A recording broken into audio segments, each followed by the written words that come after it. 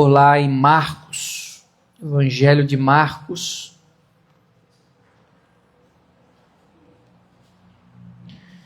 Quem lembra para quem o evangelista Marcos escreveu mais especificamente o seu evangelho?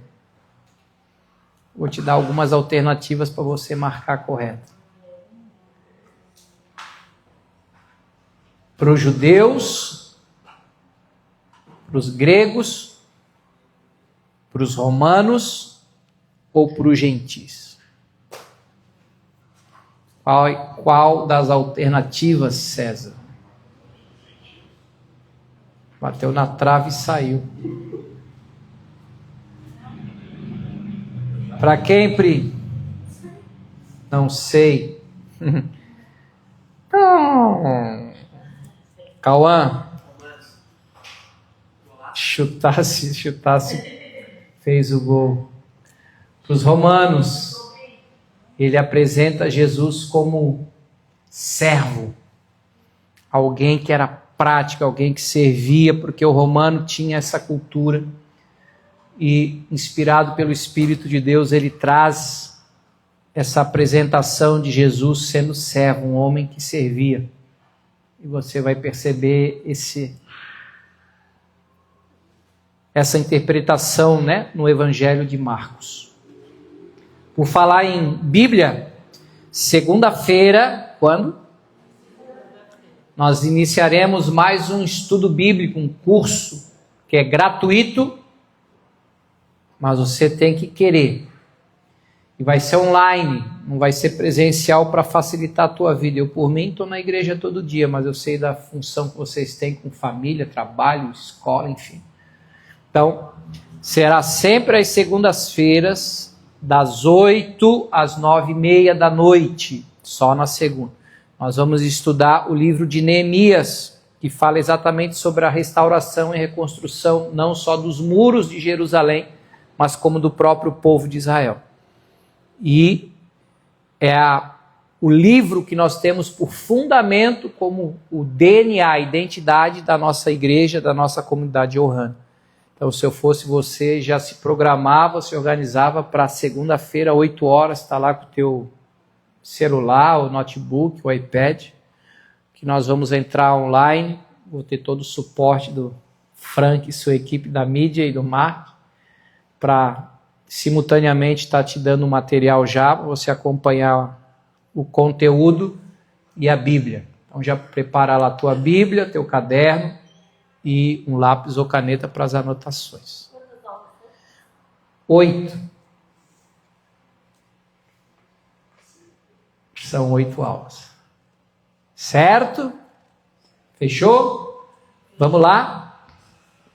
Diz assim, Marcos capítulo 10, versículo 46. A história do cego Bartimeu. A cura do cego Bartimeu, diz assim: e foram para onde? Jericó. Quando ele saía de Jericó, juntamente com os discípulos e numerosa multidão, Bartimeu, cego mendigo, filho de Timeu, estava sentado à beira do caminho. E ouvindo que era Jesus, o Nazareno, pôs-se a clamar: Jesus, filho de Davi, tem compaixão de mim. E muitos o repreendiam para que se calasse. Mas ele cada vez gritava mais: Filho de Davi, tem misericórdia de mim. Parou Jesus e disse: chamai-o. Chamaram então o cego, dizendo-lhe: tem bom ânimo, levanta-te, ele te chama.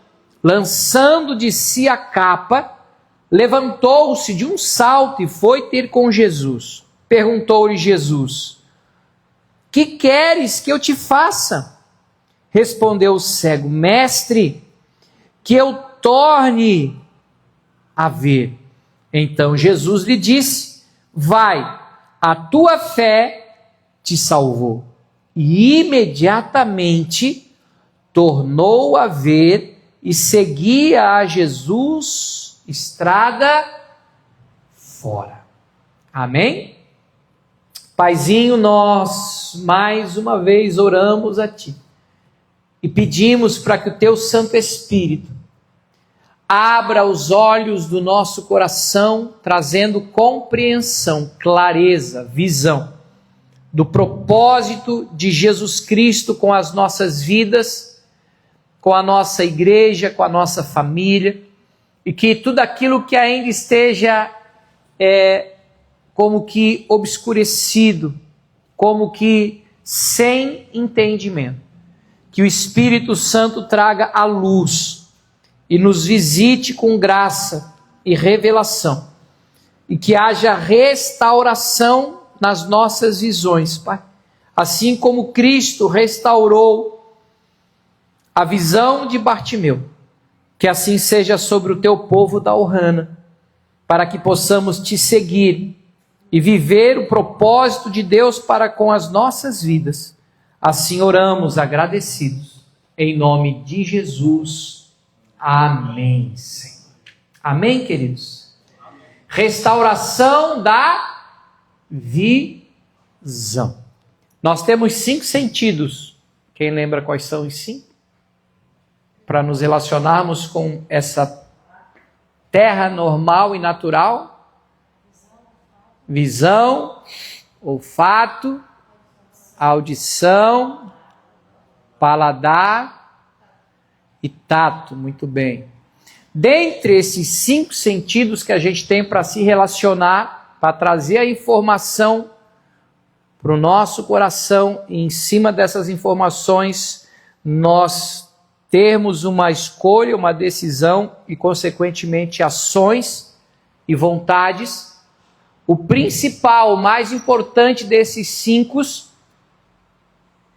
é a visão.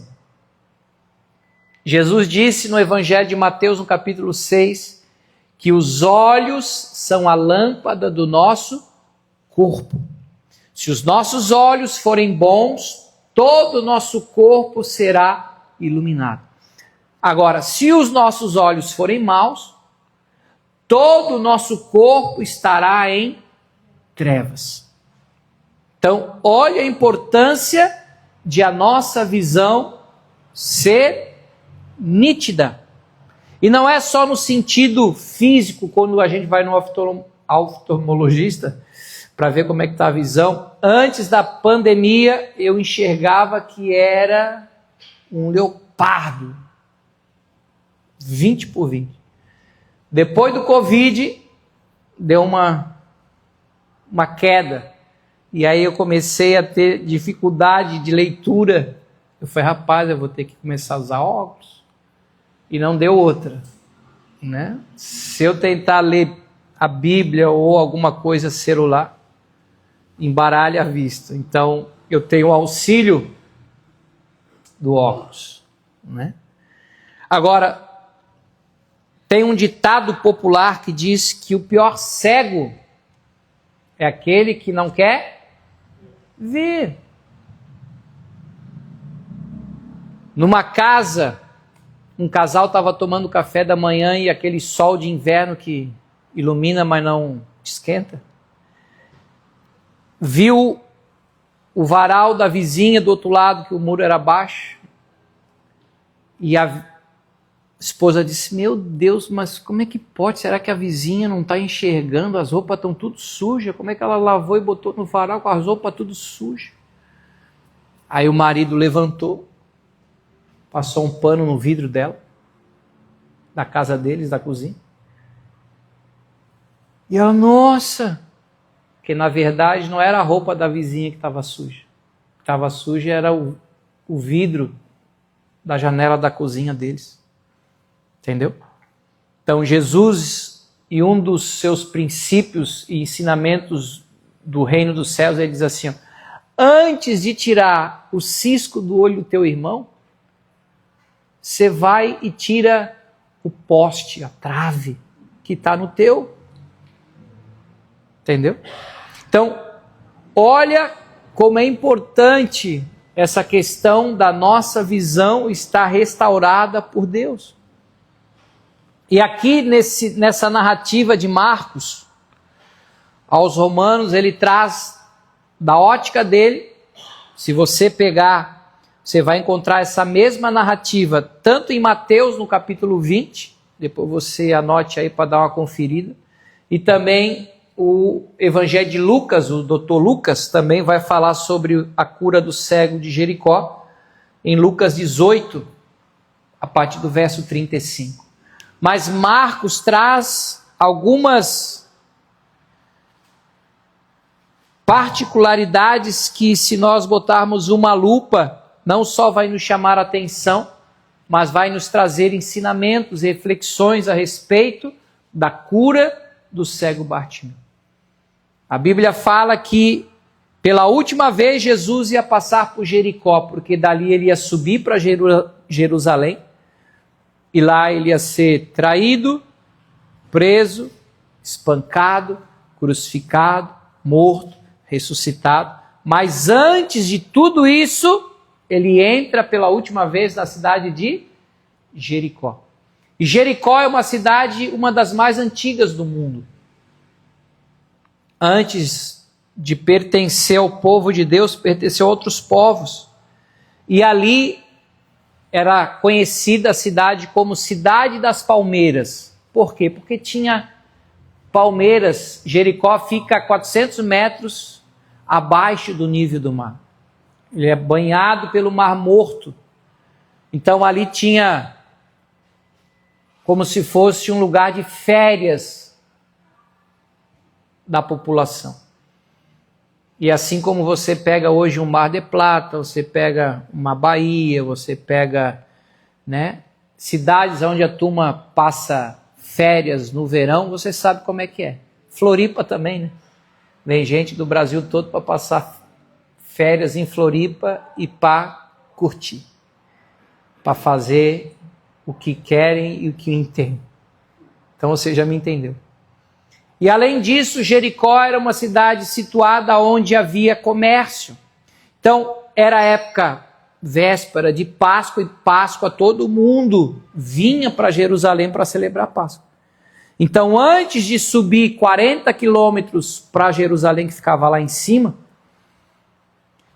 eles passavam em Jericó para comprar mantimento, para comprar os animais, para sacrificar. Então era uma região de muito comércio. Então, o pessoal que era mendigo, o pessoal que era pobre, o pessoal que ficava na expectativa de ganhar uma esmola, ficava fora da cidade. Como é que estava ali o Bartimeu? À beira do caminho. E o texto vai dizer que ele era um cego mendigo. Então, além de não enxergar, ele ainda era miserável. Devido à cegueira, não trabalhava, então... E o próprio nome Bartimeu, o que significa? Filho de Timeu. Ou seja, quem é Timeu? É o filho do Timeu. Não criou nada, não produziu nada, é um pobre, miserável mendigo. E que ainda o texto vai dizer que quando Jesus chama ele, ele lança fora a capa. E o que era essa capa? Essas capas eram usadas pelos mendigos e os cegos, que tinham um brasão para referência, dizer, ele pode ficar aqui à beira do caminho mendigando. Então era a identidade dele, a capa era como se fosse uma identidade dele. Mas uma última chance Deus deu para o cego. Porque ele começou a ouvir o barulho, ele podia não enxergar, mas a audição dele era muito boa. Ele ouve e falou, o que está acontecendo aí? Falou, não, Jesus está saindo de Jericó, está indo para Jerusalém. E aí ele começa a clamar, a orar em voz alta, porque clamar é fazer berreiro mesmo. Jesus, tem misericórdia de mim, me salva, me cura, eu creio em ti. E o berreiro foi tão grande que o pessoal veio para te calar a boca aí, o seu chato. Estás incomodando, fica quieto, seu miserável. Só que ao invés de ele se calar, o texto vai dizer que ele berrava mais alto ainda. Porque ele tinha fé que Jesus podia salvá-lo. Não só curar a visão dele, mas restaurar a vida dele. Porque ninguém chama Jesus de filho de Davi se não crer que ele é o Salvador, o Messias, o esperado pelos judeus para resgatar o povo daquela opressão do Império Romano. Tanto é que Jesus ouve e fala, só um momentinho, chama ele lá para mim. E quando o pessoal diz, levanta porque Jesus mandou te chamar, o mestre mandou te chamar. Geralmente, quando a gente vê uma pessoa com deficiência visual, ele está sempre com a bengalinha dele andando. E eles andam por tudo, Pega o ônibus, trabalho, tem vida normal. Nós conhecemos o nosso irmão em Cristo, o Derek Rabelo, que mora aqui atrás, que ele é surfista de onda grande. Eu não pego onda grande. O César ainda pega um meio metrinho ali no matadeiro. Agora, onda de, sei lá, mais de 7, 8 metros, como é que um cego surfa uma onda gigante? Mas a Bíblia vai dizer que o cego Bartimeu deu um salto. Jogou a capa longe, deu um salto e foi na direção de Jesus. E é interessante porque Jesus pergunta o que para o cego? Ele foi direto na pergunta, você quer enxergar? Foi isso que Jesus perguntou para ele? Não. Jesus perguntou, o que queres que eu te faça? Olha a pergunta de Jesus, parecia óbvio, Ô Jesus, está perguntando para um cego o que tu quer que eu faça? Por que ele não foi tão direto? Porque Deus nos ama tanto que Ele nos dá algo chamado liberdade. Livre-arbítrio. Nós temos a liberdade concedida por Deus para fazermos as nossas próprias escolhas. Se a gente analisar o texto, a gente vai ver que o Bartimeu não nasceu cego. Que a resposta dele para Jesus foi que eu torne a enxergar. Então, em algum momento da vida dele, ele perdeu a visão.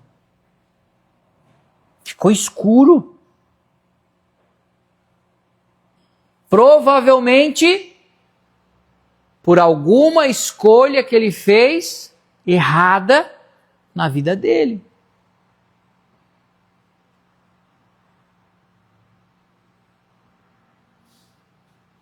Jericó não era uma terra de comércio, sim ou não? Se tem alguém que entende de negociação, não é só corretor de imóveis, é o diabo. Ele é um exímio negociador e mentiroso.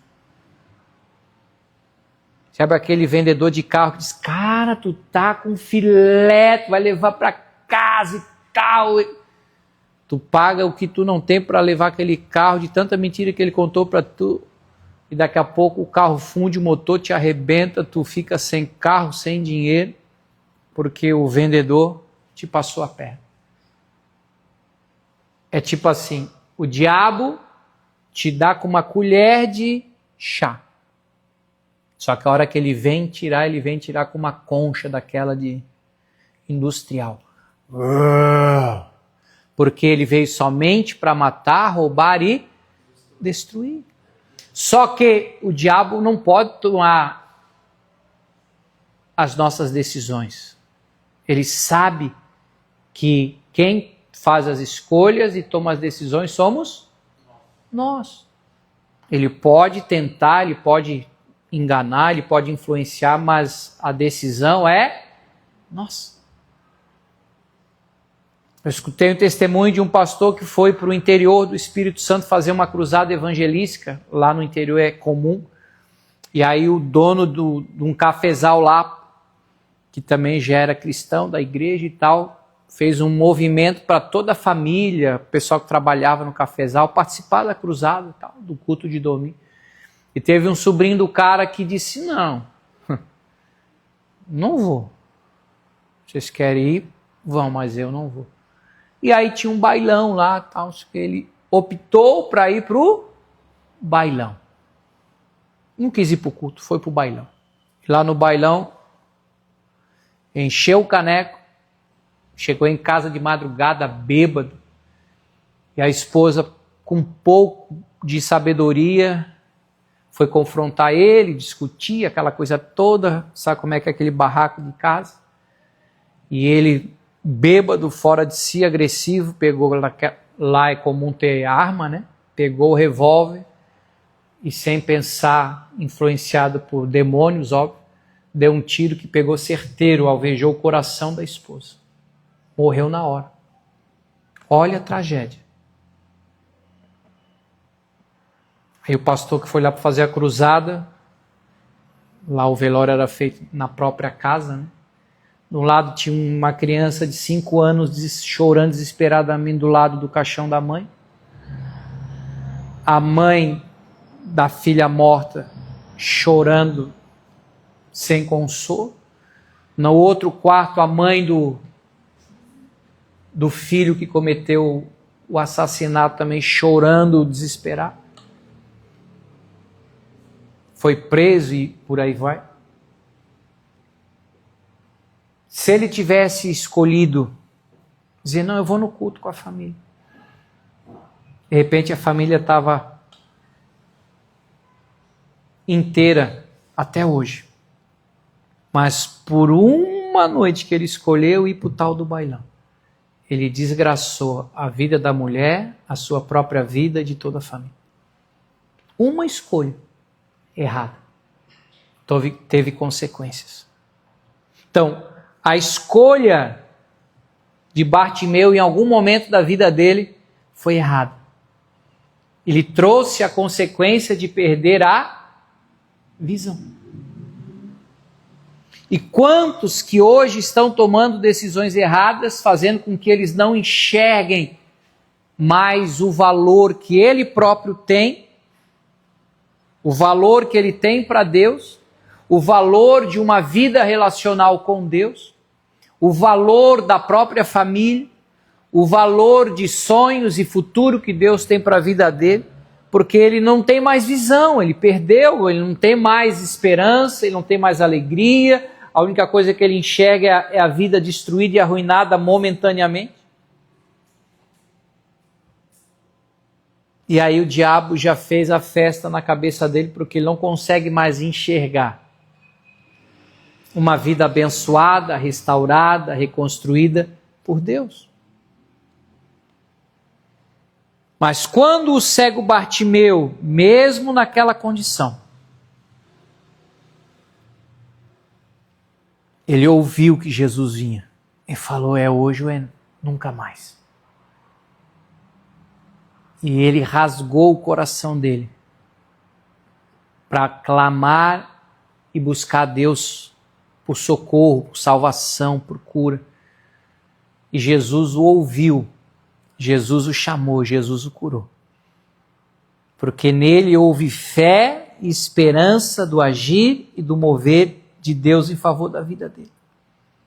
E Deus quer restaurar a nossa visão, para que a gente volte a enxergar os planos de Deus para a nossa vida, o futuro de Deus para a nossa família, o futuro de Deus para o nosso país. Efésios capítulo 1, verso 18, Paulo vai dizer, iluminados. O quê? Os olhos da onde? Do vosso coração, para saberdes qual é a esperança do seu chamamento, qual a riqueza da glória da esperança nos santos. Então, mais importante do que uma visão física, Paulo está dizendo aqui que é a visão espiritual. É a gente conseguir entender, enxergar, compreender Jesus. Quem é Deus na nossa vida? Quem somos nós diante de Deus? Lembra quando Jesus, em Mateus 16, perguntou para os discípulos: quem o povo diz que eu sou? Uns falam que o Senhor é o Jeremias, o profeta, outros falam que é Elias, outros falam que é João Batista que tinha perdido a cabeça. Aí ele pergunta para eles: e vocês que têm caminhado comigo, que têm se relacionado comigo, quem vocês dizem que eu sou? Aí Pedro diz: tu és Cristo, Filho do Deus vivo. Aí Jesus diz o que para ele? Muito bem, Pedro, porque não foi carne e sangue, não foi intelecto que te revelou, tu entendeu e compreendeu quem eu sou no Espírito, porque foi o próprio Deus, o meu Pai, que te revelou. E tu és Pedro, e sobre essa pedra eu vou edificar a minha igreja. Ele não estava falando de Pedro, ele estava falando dele próprio. Porque se você pegar no original o texto em grego, quando ele fala Pedro, está falando Petros, uma pedrinha. Sobre essa pedra, agora ele está falando rocha. Está falando dele. Eu vou edificar, ou seja, construir a minha igreja. Mas tem gente que interpreta de forma errada e acha que Jesus estava falando que Pedro seria o fundamento da igreja. Não.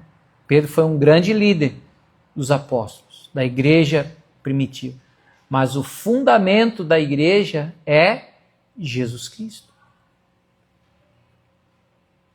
Tanto que aqui ele acertou, mas um pouco depois, quando Jesus começa a falar que ele ia ser traído, ele ia ser morto, ele ia ser crucificado, era necessário que ele morresse. Pedro chama Jesus de canto e diz: ô Jesus, vem cá. Para de falar essas coisas de morte, sofrimento, o senhor está louco. O senhor não vai morrer não. O senhor vai reinar. Jesus, para trás de mim, Satanás. Porque tu não cogita das coisas de Deus, mas dos homens. Tinha feito um gol tão bonito, agora estava fazendo gol contra. Porque agora ele estava cogitando das coisas da terra, não mais as coisas do céu. Então, quando eu cogito das coisas do céu, os meus olhos espirituais se abrem, eu começo a entender e a compreender Bíblia, o mundo invisível. Porque muita gente fala sobre espiritualidade, né, Pri? Mas elas estão cegas. E Jesus falou que um cego guiando outro cego, o que vai acontecer com um cego guiando outro cego, gente? Ambos vão cair no buraco. Não tem como. Porque não enxergam, ou seja, não entendem das coisas do Espírito. Agora, para nós que nascemos de novo, Deus vai trazer visão e compreensão das coisas do seu reino, da sua cultura. Amém? Então, Bartimeu teve coragem de clamar. Mesmo que a multidão dissesse: calado, quieto, ele berrava ainda mais. Porque olha o que diz 2 Crônicas 7,14. 2 Crônicas fica, ou melhor, depois de 1 Crônica. Sério, pastor? Claro. 1 Crônicas, depois você acha 2 Crônica. Procura aí, dona Cecília. Jesus não restaurou, sim ou não? Sabe o que vai mudar o Brasil? A nossa oração. Para, pastor. O que adianta tu ficar reclamando, murmurando, malhando pau nos corruptos? Vai trazer mudança para o Brasil? Não vai. O que Deus está falando aqui? Se o meu povo, não está falando lá fora, está falando da igreja, está falando dos filhos de Deus. Se o meu povo, que se chama pelo meu nome, se humilhar e orarem, me buscar, eu ouvirei e sararei a sua terra. Aí o povo não quer orar, o povo não quer se arrepender, o povo não quer se curvar diante de Deus. Quer ficar malhando o pau, reclamando. Vai restaurar o quê?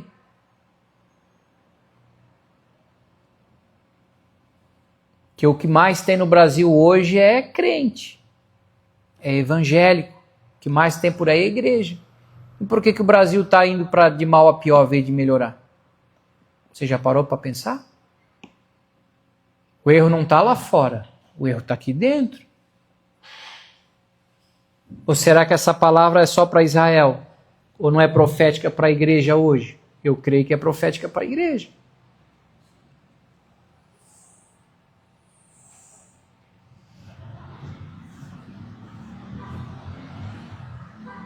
E quando Jesus o ouve e manda chamá-lo, ele lança fora a sua capa. Aquela capa apontava para a sua vida de miséria, de cegueira, de pobreza. Era a identidade do seu passado. Quando Jesus nos chama, gente, é para uma vida nova. 2 Coríntios 5,17 vai dizer que as coisas velhas se passaram e que tudo se fez novo. Para quem? Para aqueles que estão em Cristo. Se Jesus está me chamando, não é para ficar à beira do caminho, porque Jesus disse em João 14,6, eu sou o caminho, a verdade e a vida. Ninguém vai ao Pai se não for por mim. Então, quando ele lança fora a capa da identidade antiga dele, de um cego, mendigo, miserável e pobre, ele sai da beira do caminho e vem para o caminho. Então, enquanto você estiver preso ao seu passado, coisas que você fez errado, que você era cego, você era ignorante, você não enxergava, não entendia. Se Deus quer, Deus te perdoa, tu não vai se perdoar. Agora o que acontece? Muitas pessoas ficam presas ao passado. Se a criança está em Cristo, nós vamos ter paz. Não desespero. Como é que está o teu coração hoje? Em paz ou desesperado? Aí você já me dá o sintoma e já me dá o indicativo de como você está.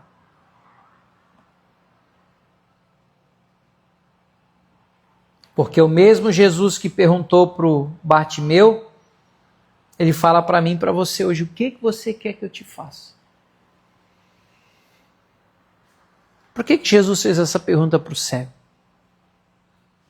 Tão óbvia. Ele podia ter dito, ô Jesus, se o Senhor me der uma esmola gorda hoje para mim já comer uma comidinha diferente. Quem sabe comer uma tainha escalada. Ontem aqui na igreja fizeram mais de 20 quilos de tainha com pirãozinho. Meu Deus. Só sobrou espinha. Não sobrou nada para contar a história. E o cheiro de peixe de hoje, né, pastora? O Clégio e a Thalita ontem quase comeram espinha.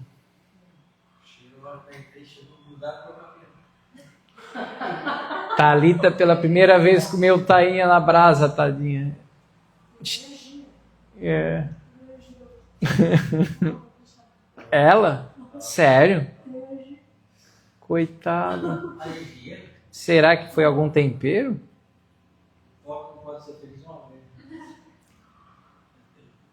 Tá aí beijando muito, hein, Léo? Dá uma segurada aí, cara.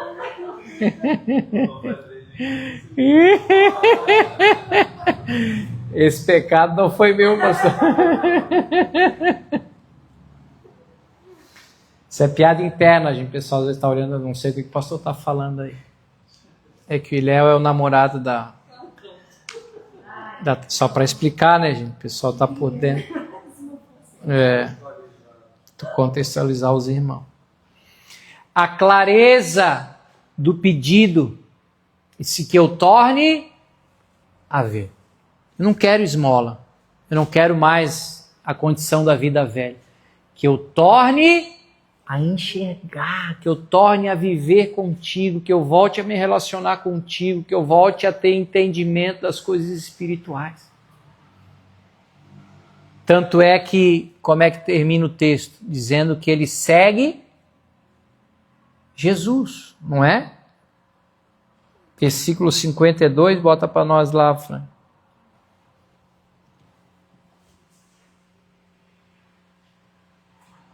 Então Jesus lhe disse: vai, a tua fé te salvou. E imediatamente tornou a ver e seguir a quem? Jesus, estrada fora, ou seja, pelo caminho. Jesus estava indo para onde? Para Jerusalém. Provavelmente em algum momento da vida dele ele desceu, presta atenção nisso. Ele desceu porque Jerusalém ficava 40 quilômetros para cima. E estava lá. O cego desceu para negociar com o diabo aonde? Em Jericó. E lá ele perdeu a visão.